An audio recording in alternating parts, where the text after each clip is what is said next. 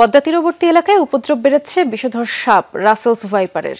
গেল ৩ মাসে মানিকগঞ্জের হরিরামপুর উপজেলার চরাঞ্চলে এই সাপের কামড়ে ৫ জন মারা গেছেন। প্রায় ২০টি সাপ মেরেছেন স্থানীয়রা। হঠাৎ করে এই উপদ্রবে আতঙ্কিত চরাঞ্চলের মানুষরা এবং ধান কাটার মৌসুমে সাপের ভয়ে এখন শ্রমিক সংকট দেখা দিয়েছে। ওয়ালটন ফ্রিজ কিনে অনেকের মতো আপনিও হয়ে যেতে পারেন মিলেনিয়াল। সেরা পণ্যের সেরা অফার।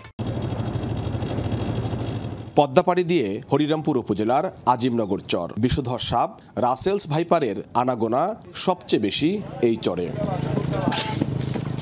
নৌকা থেকে নেমে কয়েক কিলোমিটার পথ যাওয়ার পর এনায়েতপুর এলাকায় দেখা মিলল রাসেলস ভাইপারের। অল্পের জন্য প্রাণে বেঁচেছেন এক কৃষি শ্রমিক। ধান খেতে সাপটি দেখতে পেয়ে মেরে ফেলে স্থানীয়রা। সাপটা দেখে আমি হরছিলাম হইরা হাইরা, তার নাডিয়ান গেছি, নাডিয়ানে ব্যাগ মনে চাইছে, পরে মারা ধরা করছি। তোর কামড় দিলে তো মরে গেত গা, তো পরে লাড়ি লুড়ি আমি লাড়ি এনে পরে বাইরে ওটারে মারছি। চরের মানুষের কাছে এখন এক আতঙ্কের নাম রাসেলস ভাইপার। বিষধর সাপের ছোবলে ৩ মাসে মারা গেছে অন্তত ৫ জন। স্থানীয়দের হাতে মারাও পড়েছে বেশ কয়েকটি সাপ। লেসরাগঞ্জ ও আজিমনগর ইউনিয়নে এর উপদ্রব সবচেয়ে বেশি। এই দেখা যাচ্ছে ঘাস কাটতে কালে পেছে, ধান কাটতে কালে পেছে, ২-৩ জন মারাও গেছে। সাপগুলো খুবই আতঙ্কিত, ওগুলো আপনার মাটির সাথে কালার মিশে থাকে, দেখা যায় না, ঠিক পাওয়া যায় না। বিভিন্ন জায়গা থেকে আমরা খবর পাই, দেখছে মানুষে কামড়ে মানুষ হত্যাও করছে। রাসেল ভাইপারের জন্য কয়েকজন লোক মারা গেছে, চিকিৎসার অভাব আছে। এখান থেকে নিতে নিতে 6 মাইল 10 মাইল 6 ঘন্টা 7 ঘন্টা লাগে পার হয়ে যাইতে।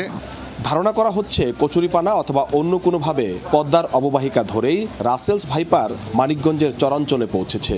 বিষয়টি নিয়ে নড়েচড়ে বসেছে স্থানীয় প্রশাসন। যেটা করা হচ্ছে, আমরা ইতিমধ্যে জনসচেতনতা সৃষ্টির যে বিষয়টি সেটি আমরা ইউনিয়ন পরিষদের চেয়ারম্যানদের মাধ্যমে জনগণকে আমরা জানানোর চেষ্টা করছি। পাশাপাশি আমরা এখানকার যে স্বাস্থ্য কমপ্লেক্স আছে তাদেরকেও আমরা নির্দেশনা দিয়েছি। হরিরামপুরের চরাঞ্চলে কোনো হাসপাতাল না থাকায় সাপে কাটা রোগীদের ভরসা ঝাড়ফুঁকে। কিন্তু এসবের পেছনে সময় নষ্ট না করে দ্রুত হাসপাতালে যাওয়ার পরামর্শ এই চিকিৎসকের। ওঝার কাছে না নিয়ে যাতে সময়টা নষ্ট না করে, হেলথ কমপ্লেক্সের যদি সরাসরি আসার সাথে সাথে তো আমরা বলি, এছাড়াও আমরা বলি যদি হেলথ কমপ্লেক্স থেকে মেডিকেল কলেজ কারো কাছে হয়, সেই ক্ষেত্রে যেন সে দ্রুত মেডিকেল কলেজ হাসপাতালে নিয়ে যায়, তাহলে হয়তো বা জীবনটা বাঁচানো সম্ভব হয়। রাসেলস ভাইপারের আরেক নাম চন্দ্রবোড়া। দেশের সবচেয়ে বিষধর এই সাপ ডিমের পরিবর্তে সরাসরি বাচ্চা দিয়ে থাকে।